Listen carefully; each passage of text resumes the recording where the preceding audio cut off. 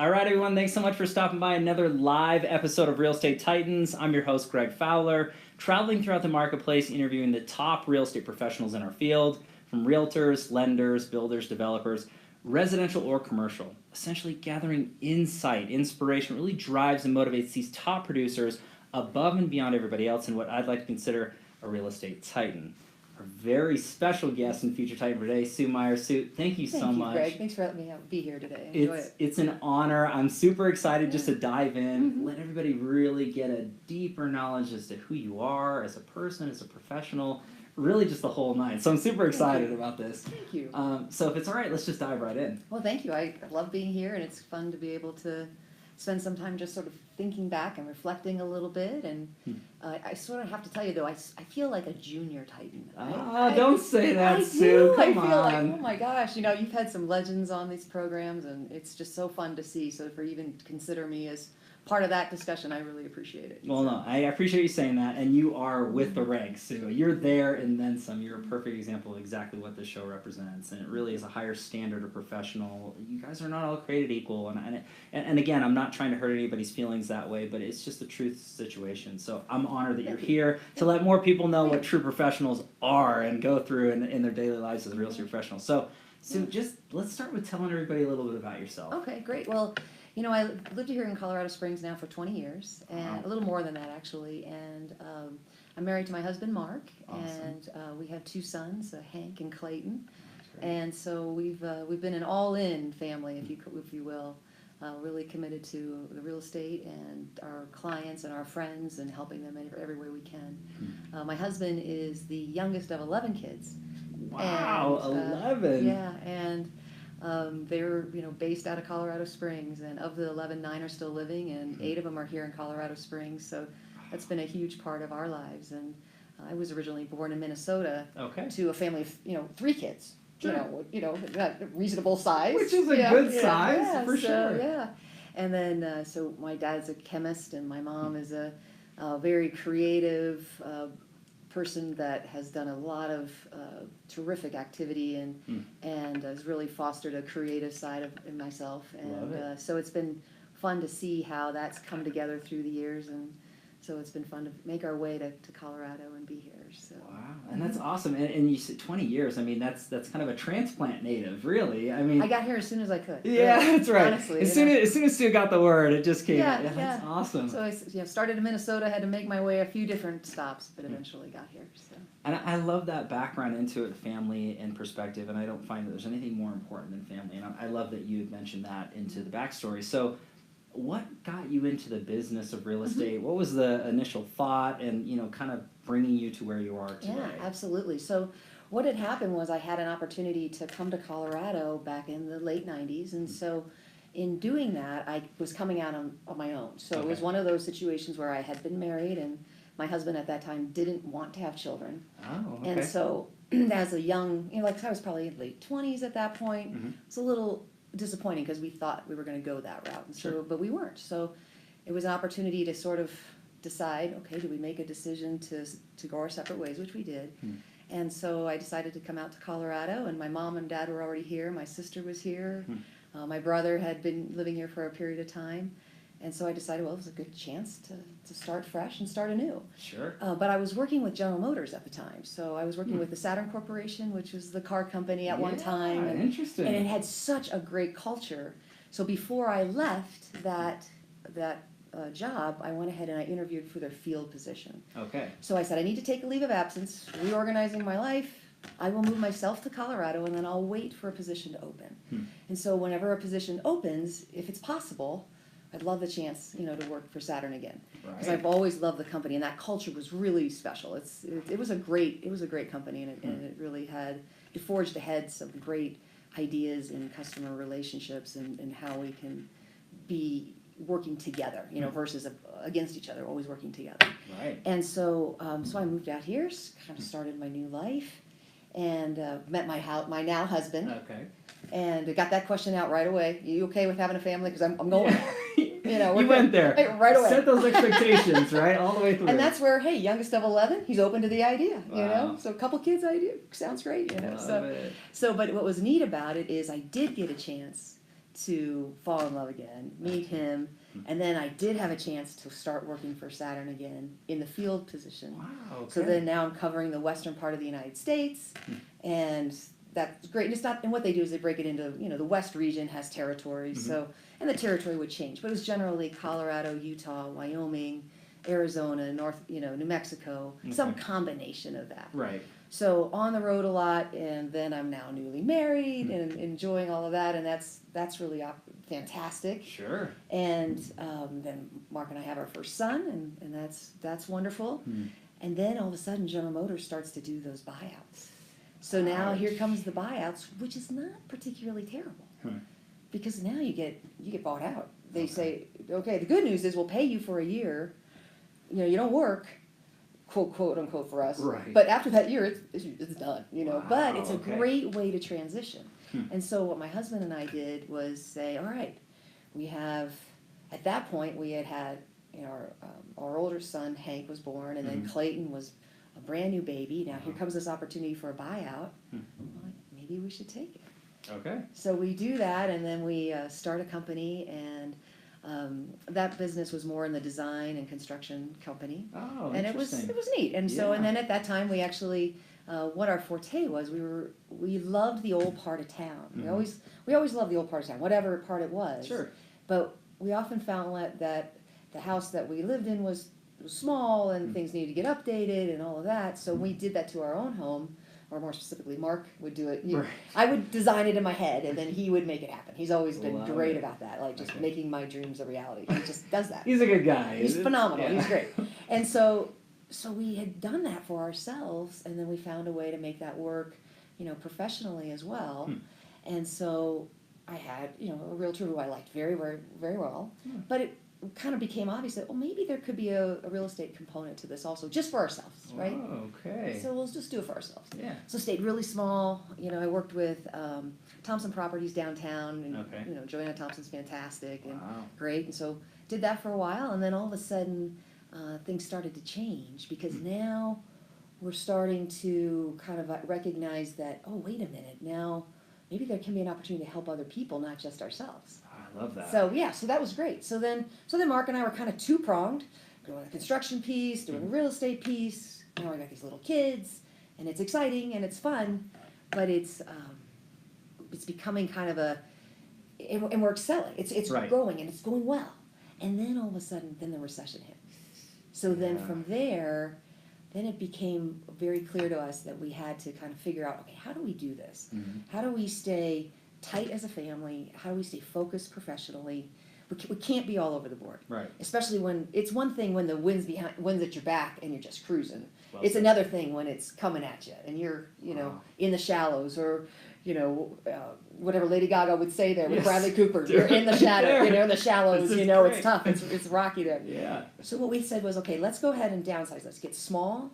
Let's figure out on a profession that we can take, and let's focus on that profession, and then the other will take the back seat and help with kids. And that's what we did. So we chose real estate.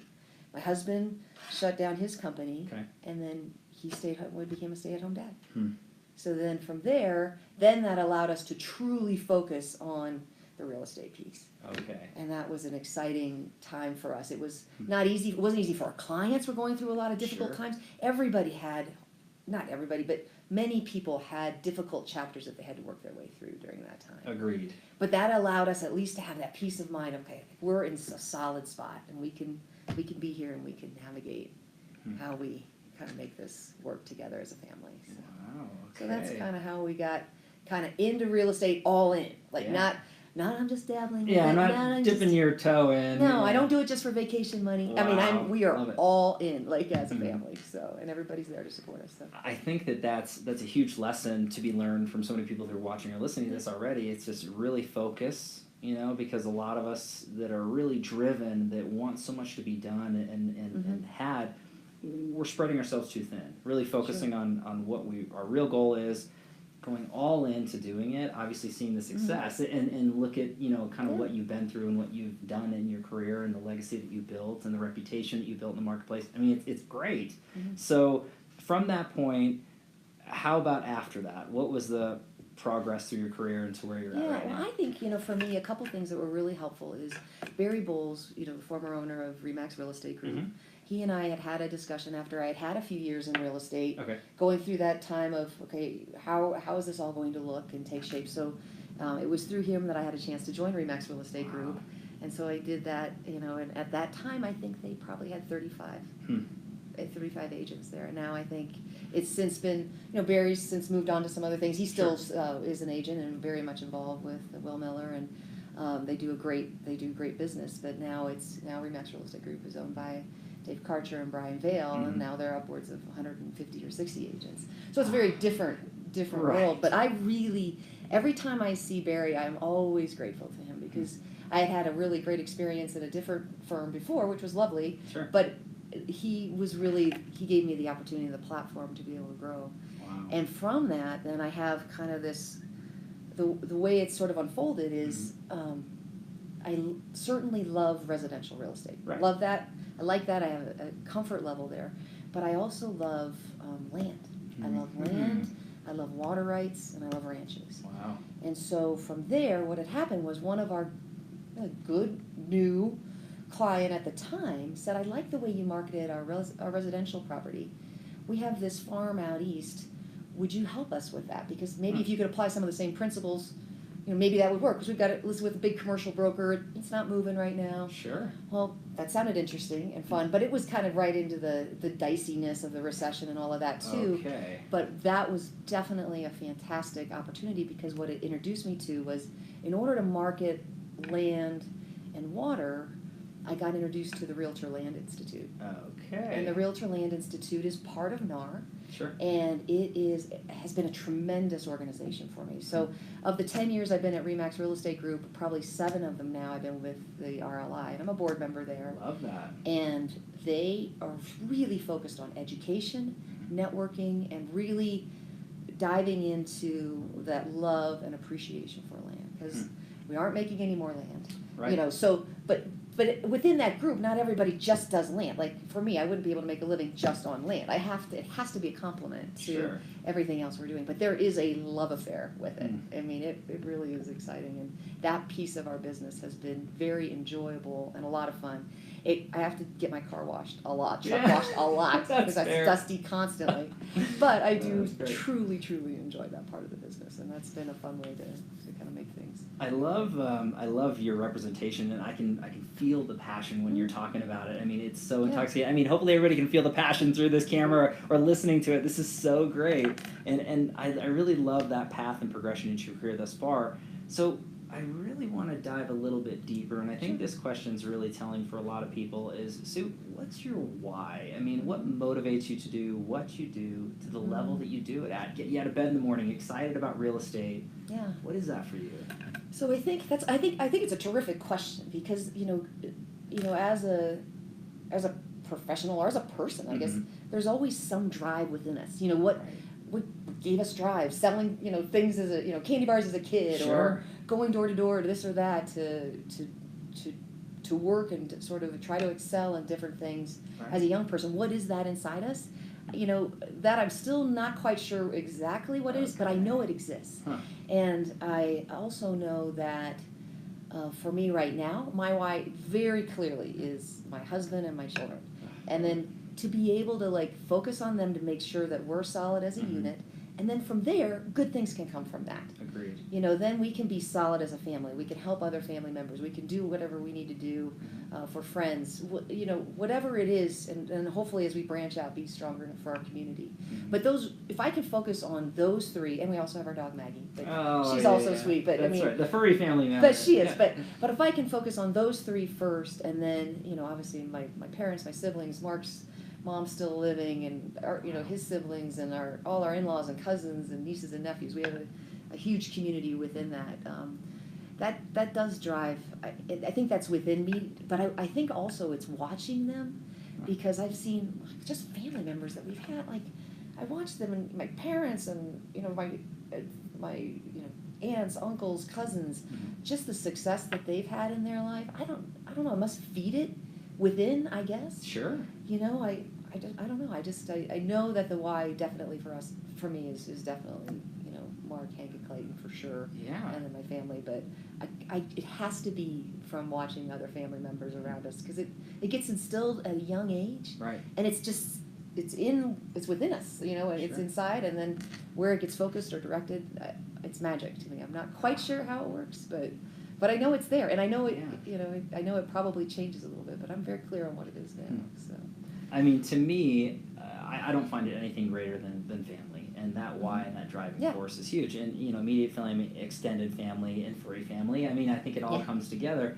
Obviously, a part of the passion of what you do and what you love, exudes out to your clients, which become friends and family too. So it's the community and its legacy, and it's built that way. And I love your whys, Sue. I mean, to me, that means a lot. And I know a lot of people are going to connect with that and realize that that's a big, strong portion of their why as well. I mean, what's better than that? It's family.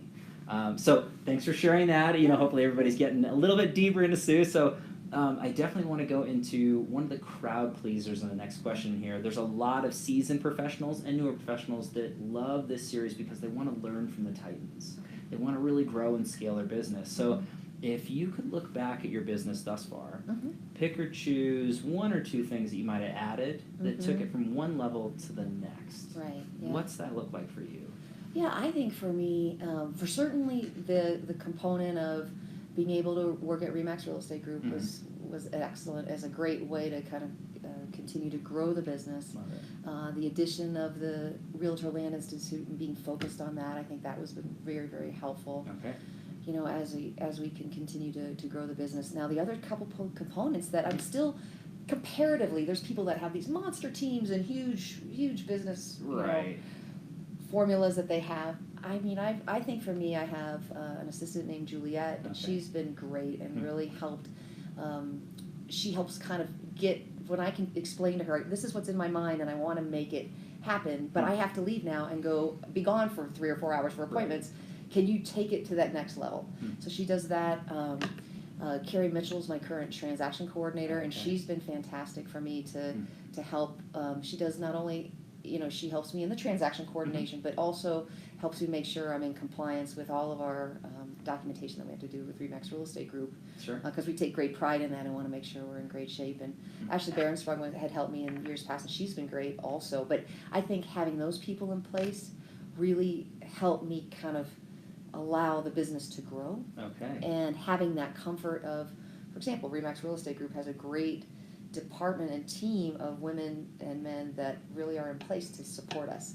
And they do a great job, and so I've always, appreciated it so much, whether it's Ruby or Trisha or Roxy, or now Silva's back working with us again, that's great. It's really been great to have those people in place to help us. But really the transaction coordinator and then having Juliet help me with the branding, I think has really helped. Now, could argue that we should take it to the next step, get more into a team kind of concept. We're not there yet. Sure.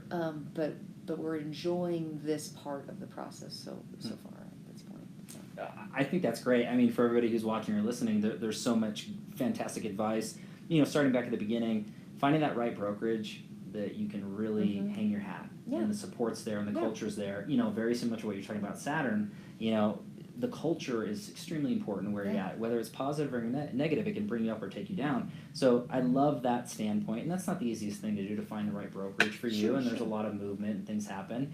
But people can understand that is important. Joining organizations, as you discussed, obviously directed to what you love and a part of your passion for real estate, I think is great. Being guilty by association with amazing people that really drive you and push you, I think is crucial.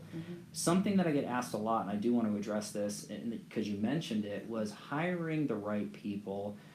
For you, Sue, I mean, can you look back and say, what was it like for you when you decided, okay, I need to hire an assistant, I need to hire a transaction coordinator? Because that's what a lot of people are wondering is, like, when do I take that step? If I'm a realtor now and I'm not there yet, or maybe I am, what was that like for you? It's just kind of off the cuff question, that sort of thing. Yeah, it's a really good question though, because it's a weird spot as to, especially when you're used to being hands-on, and you understand, from a documentation standpoint, you know what to do. You can physically do it. You can knock it out. You can get it done. Right. But sooner or later, you run out of hours of the day. It just happens. Like, you can only be falling asleep at the computer so many nights when you're like, a point of diminishing returns. Like, we got to figure this out. So for me, I had used, I think it was probably a transaction with Vicky Westphal or something like that. Okay, yeah. And of course she's super Titan. Sure. And so Hey, Vicky, if you're watching, yeah, she's shout out to awesome. Vicky. But I was watching her, I'm like, oh, she has a transaction coordinator, an assistant, like, Okay.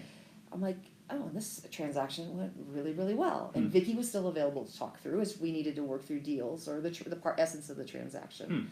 But I loved the efficiency. I loved the smoothness. I knew that where everything was. Okay. And, I could probably get there and eventually keep up. Sure. But it was nice to know there was a process in place.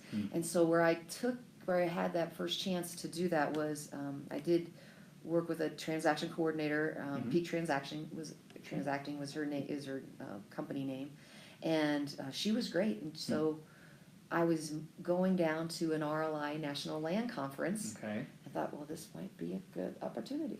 So, and that was about how many, at least 3 years ago now, if not more. But that was a good opportunity to really help. Okay. And then been working with Juliet now in the last year or so, and I found her to be really helpful. And then I also have a lady named Amber who helps me on my personal life.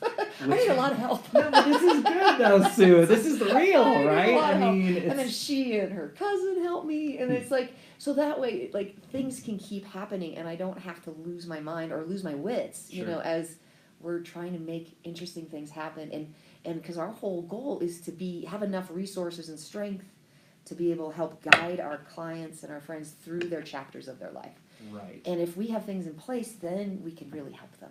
If I'm just scattered and running around all over the place, that's not going to help anybody. No. But if I have resources in place so that we can get things done as we've promised, and we can give them the proper guidance and help them through their chapter of their life so they can be the hero of that next chapter of their own book, I love that. So I think to me that's huge, and hopefully a lot of people are taking this advice to heart. And when it comes down to it, you'll know when it's time, and again, how many times you need to fall asleep at the computer. You'll feel that spread too thin nature, and bringing that on board. What I really loved, at least hopefully some other people who are watching or listening are taking this away too, is no one does it alone. The greats, the best people in this business, and you mentioned Vicky and several other people already, everybody has the right people around them to support for the greater good. It's a team. It's pieces of the puzzle that make that beautiful picture. Right. So take it away. Don't try to dump it all on yourselves. Bring the right people into your life. I love that advice. Yeah, I think that's so good. Yeah. Okay, so I do want to shift gears, and this one ends up being the tricky time of this particular series and interview. It's the challenge question. Sure. So at the end of the day, Sue, we all deal with challenges, right? It's in the past, now, or into the future. No one's exempt. Sure. But I think at the end of the day, it's not so much what happens, but how we respond that truly makes the difference in what we learn from it. So if you're comfortable with sharing a challenge that you dealt with in your life, that you became stronger because of it, what's that look like for you? So I think for me personally, I would think it would have to be the recession. Okay. Because, and I'll allude to this guy a little later on too, but I was listening to Mark Dotzauer. He's an economist speak, and he was saying, that period of time, that 08, 09, maybe 10, 2010, that wasn't really a recession. And I was like, oh, really? Shoot, it sure sort of felt bad. What would a recession feel like? What? Good God. He goes, that was an apocalypse. And I'm like, okay, that makes me feel better. Okay, good. Phew. Okay. Yeah. But in my mind, that was the most probably disappointing, time because it felt like, wait a minute. I'm living like Oprah says to live. I'm living passionately. I'm putting it all on the line. We're rooming together as a family. We're all, focused on something, and it's just falling away. Wow. Like the ground below us is not there anymore. Like that to me was unnerving. Yeah. And then that's the beautiful part of, when we talk about all the help and things like that I have. I mean, my husband Mark is just fantastic, and I love the way he sort of describes it as we go through things together as a couple. Like he puts his foot behind mine, so I don't slide back or whatever. So he's there for me, and so that part as a couple, once we could get to some solid ground, even if it was small and it wasn't as pretty as what we used to like to live in and stuff like that. Sure. It gave us at least a landing spot, and so from that, we were able to navigate through it, and now we we moved into a house that we called our hunker down house. Okay. This is going to be our hunker down. We're going to hunker down. We're going to wait out this storm. Yeah. And then we'll eventually move someplace else. Okay. Well, so what we do is we go to the hunker down house, and then we're kind of like this place. Yeah. And then Mark has completely remodeled it, so now we Wow. love it. It's this great space, and now the outdoor space is getting finished up, and we love that. And we're all about that, like that magic of the space. We love that. We've always loved that as a couple, Okay. and we're right at the tipping point now of where all the hardscape is done on the outside of our house that we live in, and Okay.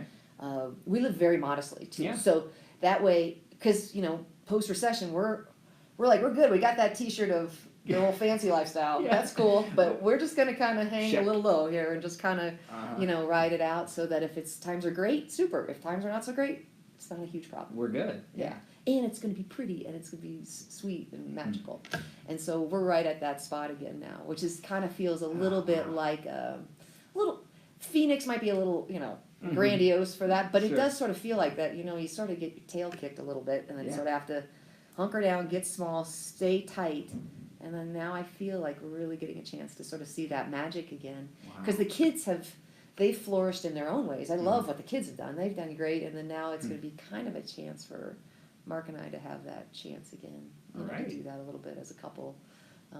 And so I would say that period of the recession was probably our hardest time, because that really was a disappoint. It was a falling away of dreams and a falling away of things that we were good at and Sure. we weren't bad at it. It wasn't like it was just the way that we were able to make our living and make our joy happen went away.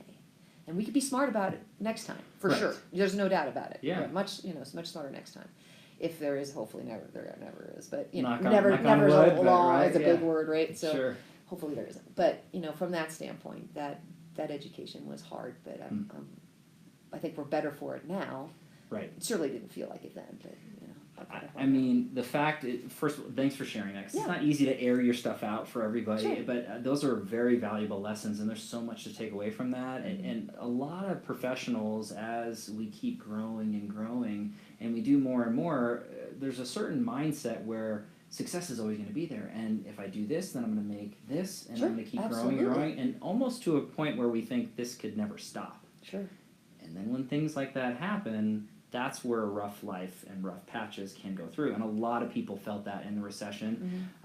But your lesson is beautiful for everybody to hear is, be happy and live within your means, and that hunker down and be happy with that. And you don't have to go, and do all these crazy things and do that to be happy. Figure out what really drives you and then stick with that. There's a lot of people that got hurt, and there's a lot of conversations that I've had very similar to what you just said. Like, Greg, we had the cars and the houses and all the money and all this stuff, and then when it all went away, we told ourselves that would never happen again. Sure. It's a learning experience for a lot of people, and I think that when times are good, we tend to not think about that. Sure, so of course, I think the message is you just have it in the back of your head.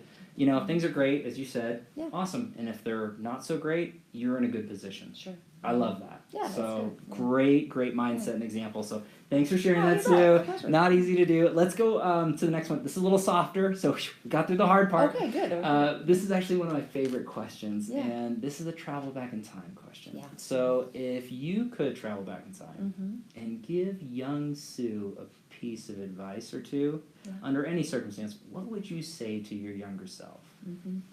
Well,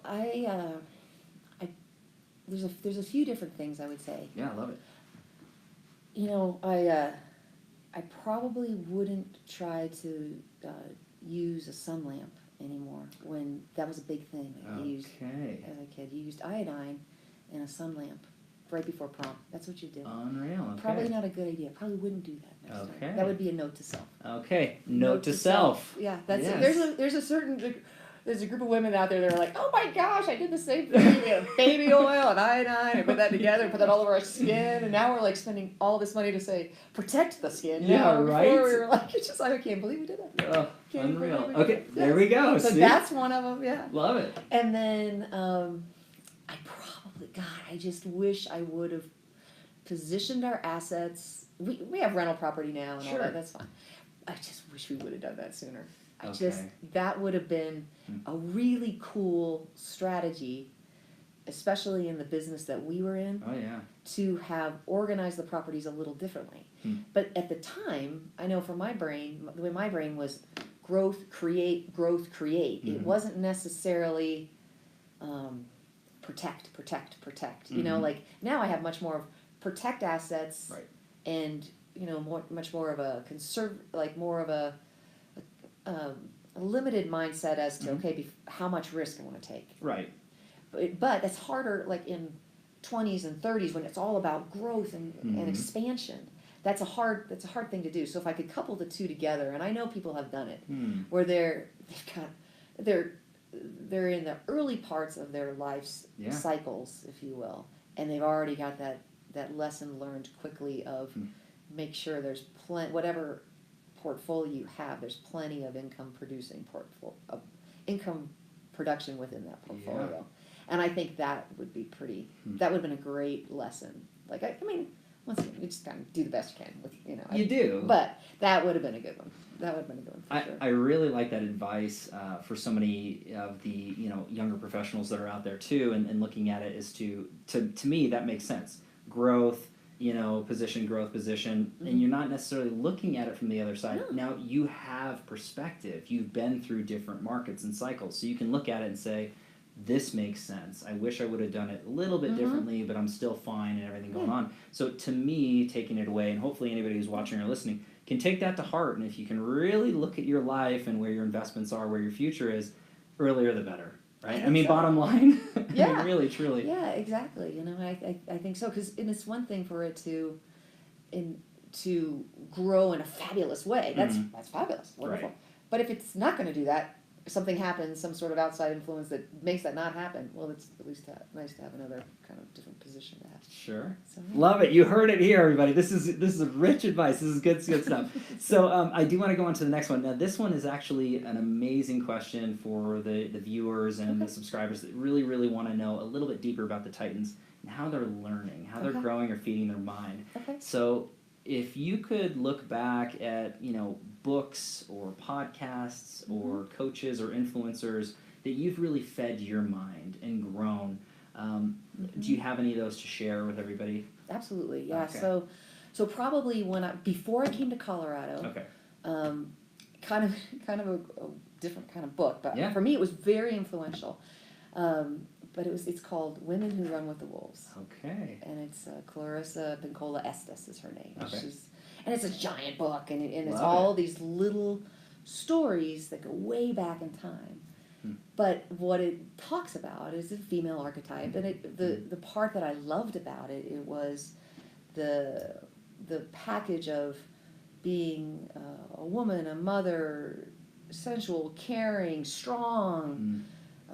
Protecting, all those things. So we're wrapped up into that book.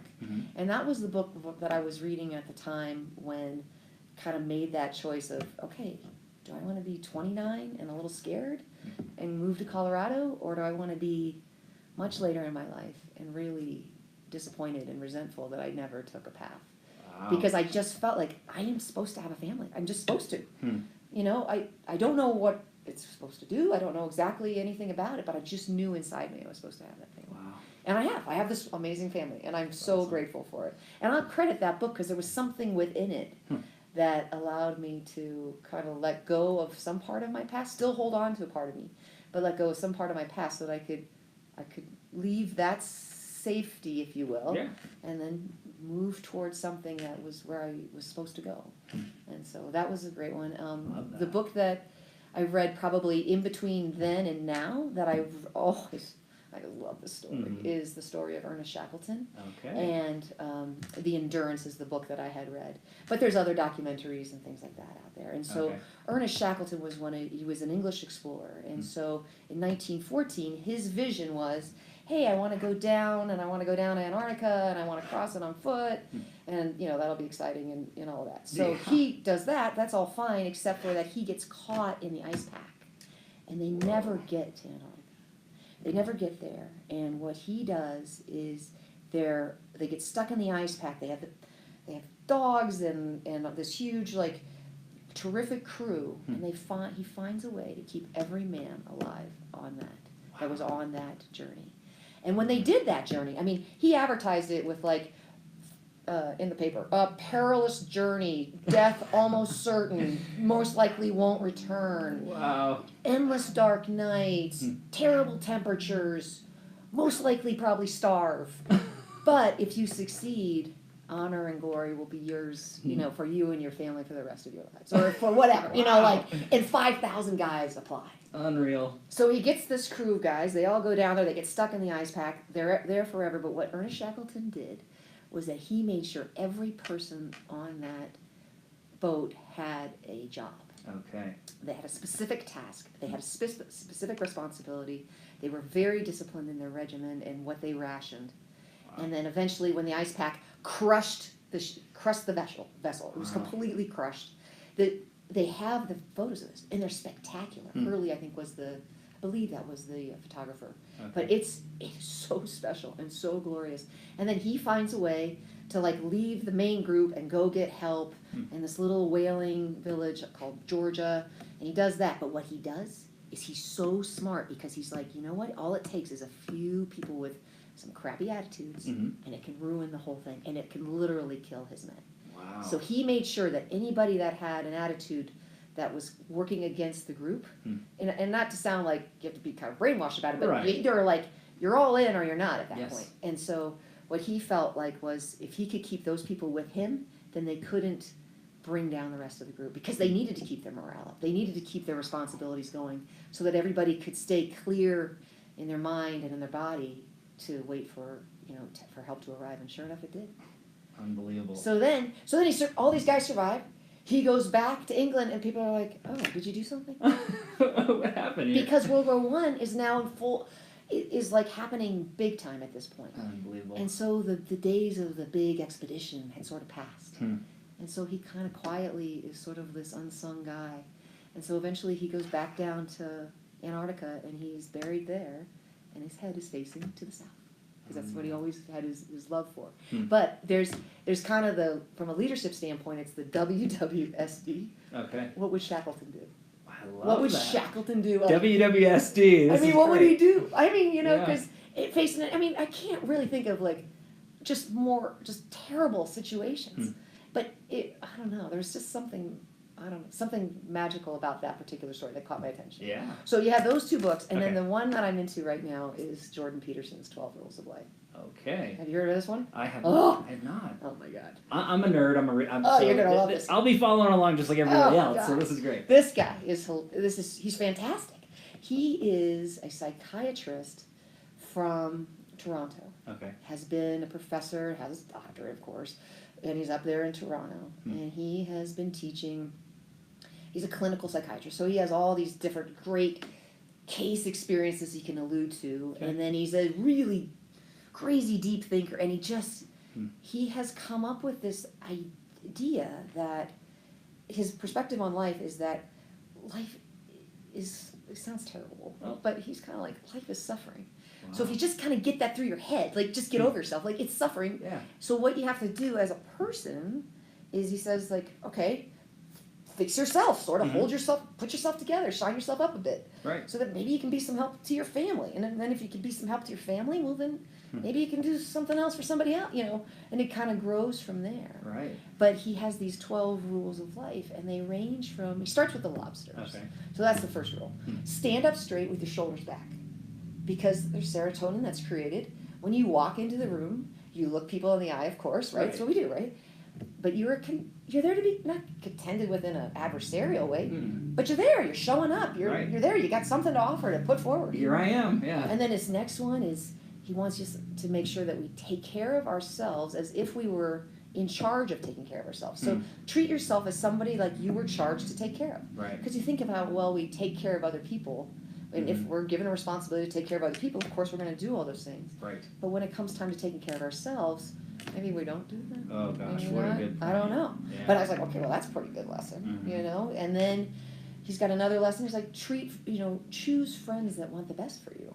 Obviously, you think that seems obvious, but when you think back, like, oh, really? I mean, I had amazing friends in my lifetime who really have done that.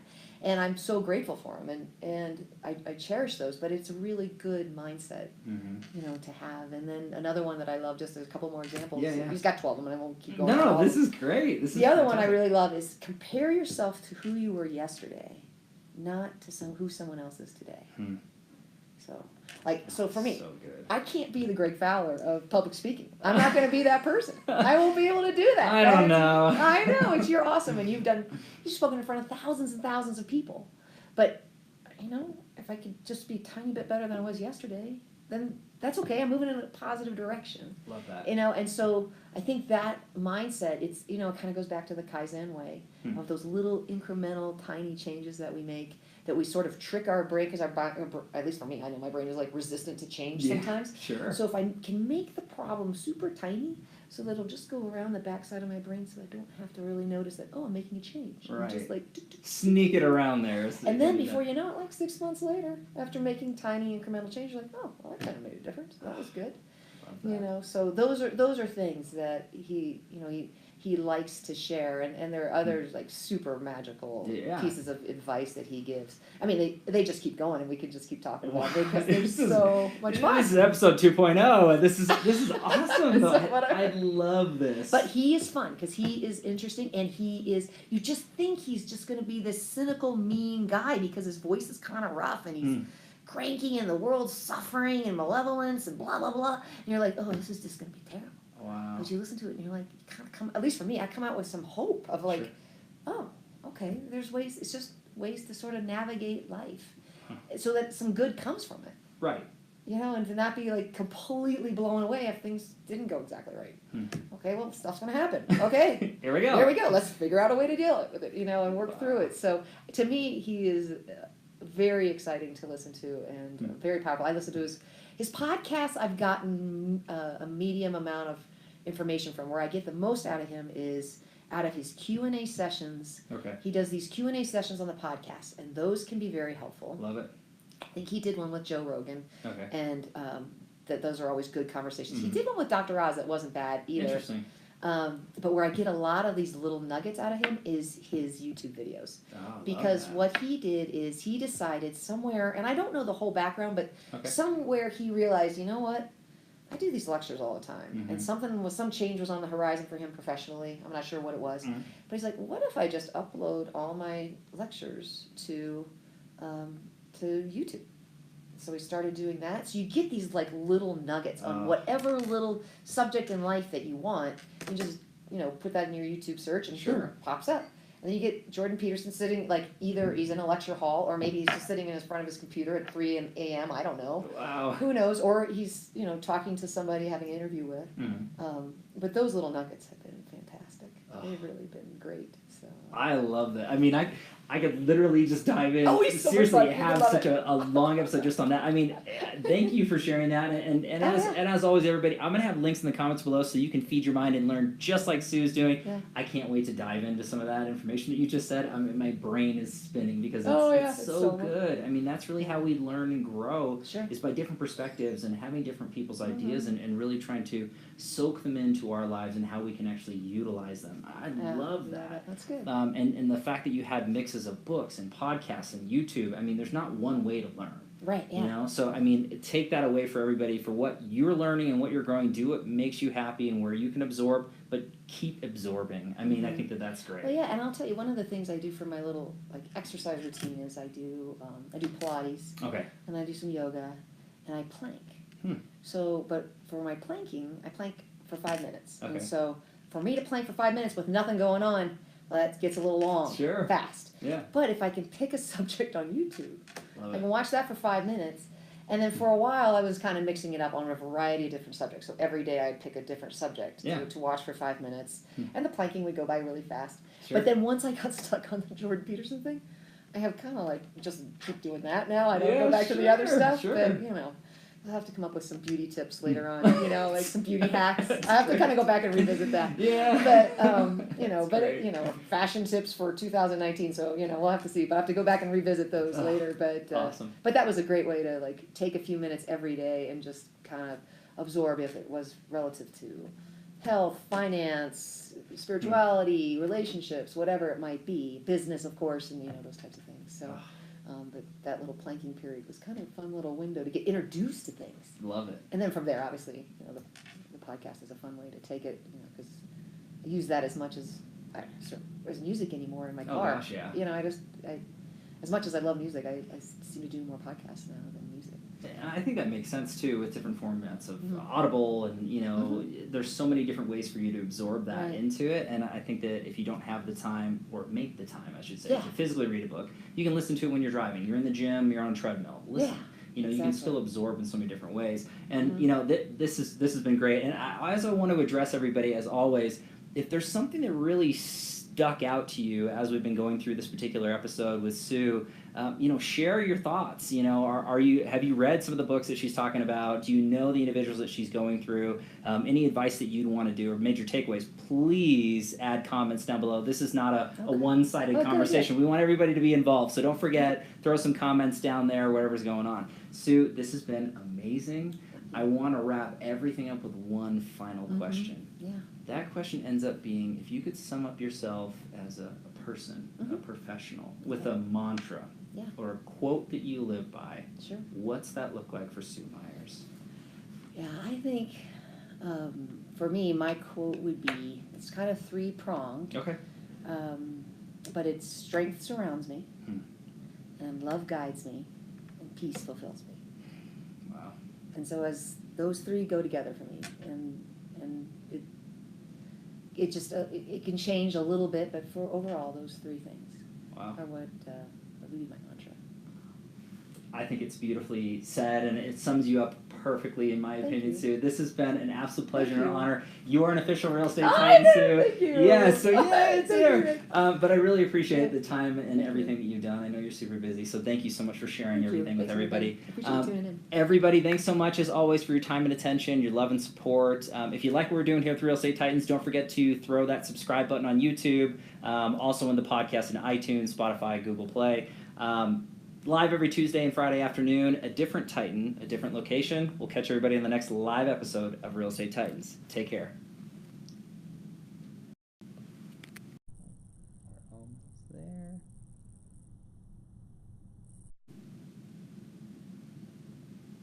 And we are almost